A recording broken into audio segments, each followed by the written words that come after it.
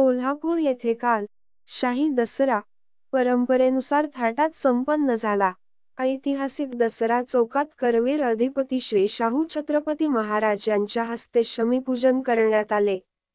यावेळी श्रीमंत युवराज संभाजी छत्रपती महाराज, श्रीमंत महाराज कुमार मालोजीराजे छत्रपती, श्रीमंत युवराज कुमार शहाजीराजे छत्रपती, श्रीमंत राजकुमार यशराजराजे छत्रपती, श्रीमंत राजकुमारी यशस्विनीराजे छत्रपती उपस्थित होते।